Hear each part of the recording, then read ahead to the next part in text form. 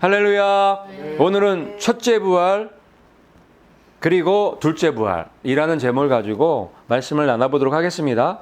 구름 속으로 끌어올려 공중에서 주를 영접하게 하시리니 아멘. 구름 속으로 끌어올려서 하루파조죠. 우리를 변화시켜서 데려가시는 그 사건이 휴거인 거예요. 근데 먼저 부활이 먼저 돼야 되겠죠.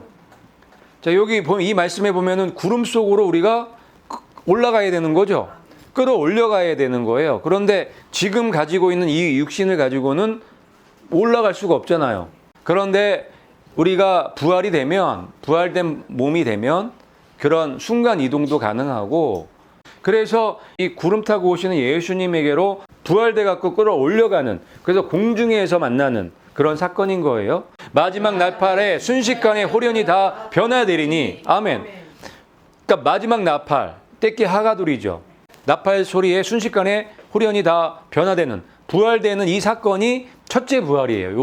요 부활 사건이 첫째 부활인 거예요. 그래서 7년 시작할 때, 그러니까 2000년에 이방인의 숫자가 채워질 때 부활 사건, 구름 타고 예수님 오실 때 휴거되는 그 무리가 첫째 부활에 참여하는 사람들인 거예요. 영광스러운 교회인 거예요. 그게 우리 이방교회라는 거예요. 너무너무 감사하죠. 그래서 우리가 여기에 이 첫째 부활에 참여할 수 있도록 시간이 많이 없기 때문에 우리가 더 믿음을 강건하게 하고 말씀 공부를 더 많이 하고 하나님의 뜻을 알고 하나님의 뜻대로 살아가야겠습니다. 그래서 이 첫 번째 부활에 참여한 이 무리들이 예수님과 함께 말 타고 지상재림하게 되는 거죠. 그게 계시록 19장에 있는 거예요. 하늘에 있는 군대들이 세마포 옷을 입고 백마를 타고 그를 따르더라. 아멘. 첫째 부활에 참여해서 이제 예수님과 혼인잔치를 치르고 지금 예수님과 백마 타고 같이 오는 이 하늘의 군대, 예수님의 군대, 예수님의 신부들이 계시록 19장 14절에 나오는 거예요. 이게 지상재림이죠. 그래서 짐승의 군대와 싸우게 되죠. 짐승의 군대와 싸워서 이기는 그런 경험을 하게 되는 게 이제 19장 말씀에 나오는 이야기예요. 그래서 짐승이 잡히죠. 적그리스도 잡히고 거짓 선지자가 잡히잖아요. 그래서 유황불못에 떨어지게 되잖아요. 그 유황불못에 들어가면 끝이에요. 거기서는 다시는 나올 수가 없는 곳이에요. 거기 들어가갖고 짐승하고 적그리스도는 이제 없어진 거예요. 그 다음에 모든 사람들이 새의 밥이 되죠. 이게 남아있는 그 무리들이. 그래서 다 죽는 거예요. 땅에 남아있는 사람들은 다 죽죠. 그래서 1000년 동안 잠자게 되는 거예요. 죽어있는 상태가 되는 거예요. 그리고 이제 뱀, 이 옛뱀 사탄이 남았죠. 이 사탄을 잡죠. 잡아서 어떻게 하냐면 용을 잡으니 곧 옛뱀이요 마귀요 사탄이라 잡아서 1000년 동안 결박하며 용이 이제 잡히는 거예요. 용도 잡혀갖고 어디 들어가는 거예요? 무저갱, 이 바닥이 없는 이 구덩이 무저갱에 집어넣어서 1000년 동안 미혹하지 못하게 이렇게 봉인해 놓는 거예요. 1000년이 차도록 다시는 만국을 미혹하지 못하게 하였는데 그 후에는 반드시 잠깐 노일이라. 아멘. 그래서 1000년 동안 만국을 미혹하지 못하도록 이제 갇혀 있는 거예요. 봉인해 놨는데, 그런데 문제는 이후에 반드시 잠깐 동안 놓인다는 거예요. 1000년 끝난 다음에. 이 얘기는 뭐냐면 한 번에 더 미혹이 있다는 거예요. 사탄이 나오면 미혹이 시작되는 거예요. 그 나머지 죽은 자들은 그 1000년이 차기까지 살지 못하더라. 아멘. 첫째 부활에 참여하지 못한 사람들은 새들의 밥이 돼갖고 다 죽었잖아요. 그 사람들 얘기하는 거예요. 그 나머지 죽은 자들은 1000년이 차기까지 살지 못하더라. 1000년이 찰 때까지 살지 못한다는 얘기는 1000년이 차면 어떻게 된다는 거예요? 1000년 후에 부활한다는 얘기죠. 이게 바로 이제 둘째 부활을 얘기하는 거예요. 휴거되지 못한 첫째 부활에 참여하지 못한 사람들은 1000년 후에 두 번째 부활을 한다는 거예요. 둘째 부활, 두 번째 부활 사건인 거예요. 부활했어요. 부활했더니 누가 있죠? 용도 풀려났죠. 1000년 있다가 용도 풀려난 거예요. 그 용이 풀려나서 이 사탄이 또 풀려나서 둘째 부활에 부활한 이 사람들을 또 미혹하는 거죠. 그 이야기가 이제 계시록 20장에 천년왕국 장에 들어가 있는 거예요. 천년이 참에 나와서 땅의 사방 백성 곧 곡과 마곡을 미혹하고 모아 싸움을 붙이리니 아멘. 또 미혹한다는 말씀이 기록되어 있죠. 이 첫째 부활에 참여하지 못한 사람들도 둘째 부활에 살아나는 거잖아요. 그 사람들을 또 미혹한다는 말씀을 하는 거예요. 그래서 땅의 사방 백성 곧 곡과 마곡을 미혹하고 모아 또 전쟁을 하는 거예요. 아마겟돈 전쟁을 누가 일으킨 거예요? 사탄이 일으킨 거거든요. 그런데 아직 포기하지 않은 거죠. 천년 뒤에 또 부활한 이 사람들을 데리고 또 하나님하고 또 전쟁하려고 하는 거예요. 또 예수님과 또 전쟁하려고 하는 거예요. 그래서 다 모아서 지금 하나님의 성으로 지금 돌격하고 있는 내용인 거예요. 기가 막히죠? 여기 보니까 그런데 그 사람들을 통틀어서 뭐라고 얘기하냐면 곡과 마곡이라고 얘기를 하는 거예요. 그래서 지금도 마찬가지고 이 흑암의 세력들, 일루미나이티, 그 다음에 신세계 질서를 주도하는 그 무리가 곡과 마곡이라고 보시면 돼요. 이 곡과 마곡, 야벳의 족속이죠. 야벳의 족속을 중심으로 이 흑암의 세력들이 형성이 된 거예요. 일루미나티 이 그룹이 형성이 된 거예요. 그래서 사단하고 한편이 돼서 예수님을 대적하고 예수님과 지금 믿는 사람들, 예수님의 신부들과 전쟁을 지속적으로 하고 있는 무리가 이 곡과 마곡의 세력이라고 보면 돼요. 그래서 여기에 곡과 마곡을 미혹한다고 또 말씀하시는 거예요. 곡과 마곡의 전쟁이 이때 있을 거라고 말씀을 하고 계시는데, 그런데 결국은 아마겟돈 전쟁도 곡과 마곡의 전쟁이라고 우리가 볼 수 있어야 되는 거예요.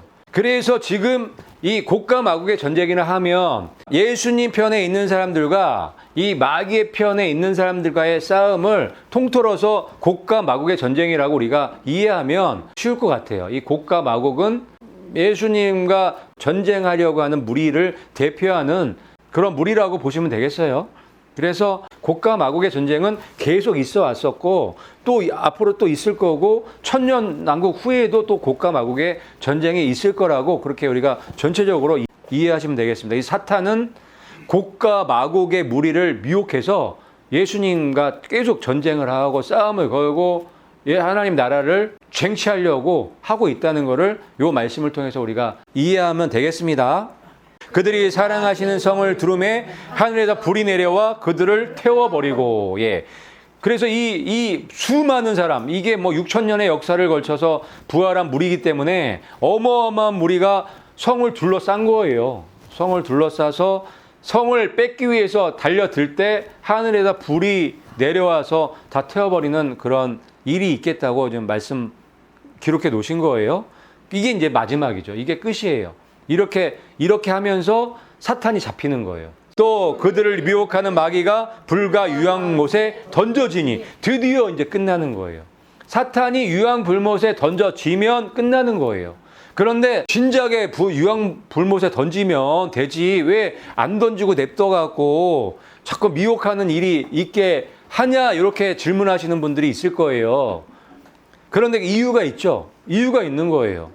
지금 지구는 이 하나님의 나라에서 하나님의 나라에 모든 이 천사도 있고 모든 하나님의 만든 피조물들이 있을 거 아니에요.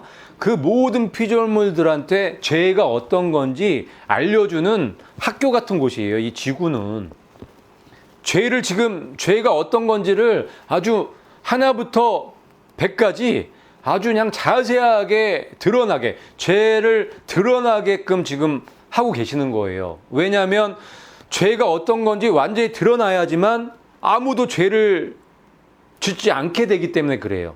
죄가 어떤 건지 몰랐을 때는 누군가가 죄를 짓게 되지만 죄가 어떤 건지 아주 명백히 밝혀지게 되면 바보 아닌 이상에는 죄를 안 짓겠죠. 죄의 결말을 봤기 때문에. 지금 마귀가 이 사탄이 죄의 결말을 보여주는 거예요. 구제불능이란 얘기죠. 답이 없다는 얘기를 하는 거예요. 죄가 그만큼 무섭고 악하고 더럽다는 거를 이 지구 6,000년 역사를 통해서 지금 보여주고 계시는 거예요. 그래서 여기서 우리가 또 한 가지 얻을 교훈은 그렇기 때문에 내 안에도 죄가 있잖아요. 우리 안에도 죄가 있잖아요. 그 죄를 처리하기 위해서 예수님 오셨잖아요. 그럼에도 불구하고 그 죄의 유혹이 계속 오잖아요. 그렇죠? 그래서 그러면 이 죄의 유혹을 우리가 어떻게 이길 수 있을까? 이 말씀을 통해서 우리가 이길 수 있는 거예요. 죄가 이렇게 악하고 더럽고 끈질기고 정말 끝까지 포기하지 않는, 끝까지 이렇게 하나님을 대적하는 그 무서운 거라는 걸 우리가 이해를 하면은 죄를 안 지을 수 있겠죠. 죄와 멀어질 수 있겠죠. 죄와 싸우는 사람이 될 수 있다는 거예요.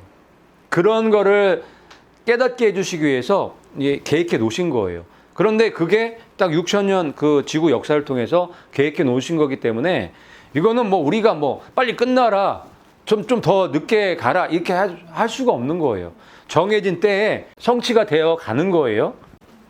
이게 성경 예언의 말씀을 통해서 우리가 이런 그림들을 전체적으로 볼 수 있게끔 만들어 주신 예수님께 너무너무 감사한 거예요.